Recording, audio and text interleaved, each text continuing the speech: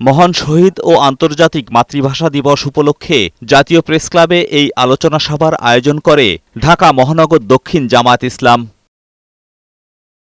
এতে প্রধান অতিথির বক্তব্যে দলের আমির ডাক্তার শফিকুর রহমান বলেন, ভাষা শহীদদের প্রতি রাষ্ট্র সঠিকভাবে দায়িত্ব পালন করতে পারেনি, এটা জাতির জন্য লজ্জাজনক। 52তে যারা জীবন দিয়ে বিদায় নিয়েছেন, ইতিহাস রচনা করেছেন, অধিকার আমাদেরকে দান করে নিজেরা নিজেদের জীবনটাই দান করেছেন, তাদের পরিবারের অনেক সদস্য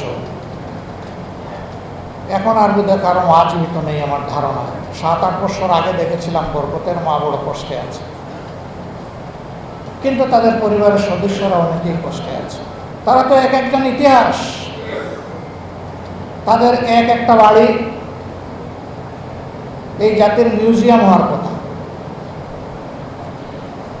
এবং তাদের এক একটা পরিবার এই জাতির জন্য মাথার মুকুট হয়ে থাকার কথা।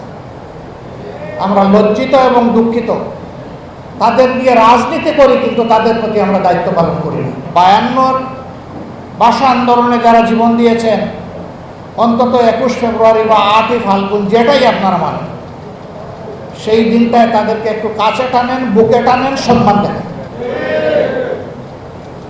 তাহলে তারা অন্তত কিছুটা হলে প্রশান্তি পাবে।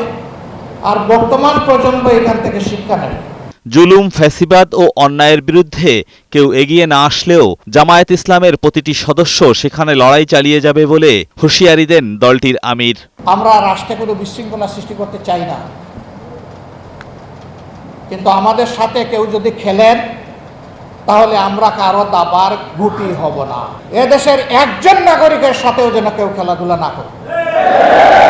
আমরা ফ্যাসিস্ট আমলে একটা কথা বারবার শুনতাম, খেলা হবে, ওই খেলা আর দেখতে চাই না। আশা করব অন্যায়ের বিরুদ্ধে যাদেরই অবস্থান তারাও এগিয়ে আসবেন। সবাই আসলে আমরা মহা খুশি, কেউ না আসলে আমরা একাই দাঁড়িয়ে থাকবো ইনশাআল্লাহ। ফ্যাসিবাদীদেরকে তাড়িয়েছে, কিন্তু আমরা ফ্যাসিবাদের জ্বালা থেকে এখনো মুক্ত হতে পারি নাই। যে সমস্ত অপকর্ম করত ফ্যাসিবাদীরা, সেই অপকর্ম যদি আমিও করি তাইলে আমিও একজন ফ্যাসিবাদী। আমরা বারবার অনুরোধ করে বলেছি, দয়া করে শহীদদের রক্তের প্রতি সম্মান দেখান। জামায়াতের সাবেক ভারপ্রাপ্ত সেক্রেটারি জেনারেল এটিএম আজহারুল ইসলামের কথা উল্লেখ করে ডাক্তার শফিকুর রহমান বলেন, তার মুক্তির দাবিতে তিনি জেলে যেতেও প্রস্তুত। আমি নিজেও এখন এর প্রতিবাদে জেলে যেতে চাই। আমি স্বেচ্ছায় যাব, সরকার যেন আমাকে জেলে পাঠানোর ব্যবস্থা করে। এজাজুল হক মুকুল, বৈশাখী সংবাদ, ঢাকা।